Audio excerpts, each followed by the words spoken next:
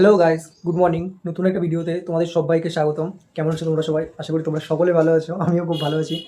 তো সরি এটার জন্যই যে কিছুদিন ধরে আমি ভিডিও নিয়ে আসতে পারছি না, নানা রকম প্রবলেমের জন্য। তো আবার রেগুলার ভিডিও আসবে, এভাবে সবাই পাশে থাকবে, সাপোর্ট করবে।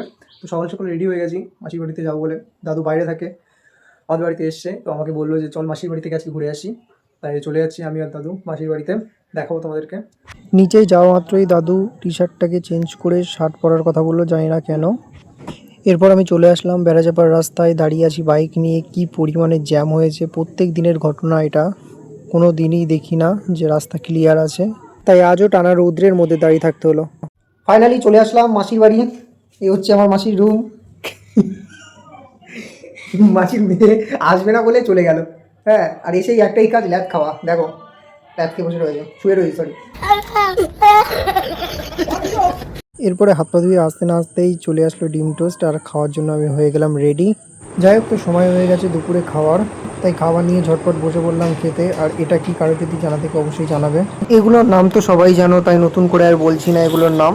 অনেকক্ষণ ধরে দুটো জিনিস খুঁজছিলাম, অবশেষে পেয়ে গেলাম সেই দুটো জিনিস। দেখতে পাচ্ছ, মাংস আর মাছ। এত পরিমাণে খাওয়া খেয়েছি যে আমি আর নড়তে পারছি না, চিৎপটাং হয়ে যাচ্ছে।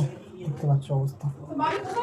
তো বন্ধুরা, আমি এই মুহূর্তে বাড়িতে চলে আসলাম। ঘুমিয়ে পড়েছিলাম, ভিডিও করতে পারিনি। তো ঘরের ছেলে ঘরে ফিরে আসলাম তাড়াতাড়ি। এদিকে দেখতে পাচ্ছ মেঘলা ওয়েদার, পরিবেশটা সুন্দর লাগছে, বাট কিছু করার নেই। ভয় ভয় এসেছি প্রচুর, কারণ বজ্রবিদ্যুতের আমার প্রচুর পরিমাণে ভয়। ঠিক আছে, লেট করলে যদি আবার এরকম সিচুয়েশনের মধ্যে পড়তে হয় না, তো আমি গাড়ি চালিয়ে আসতে পারবো না।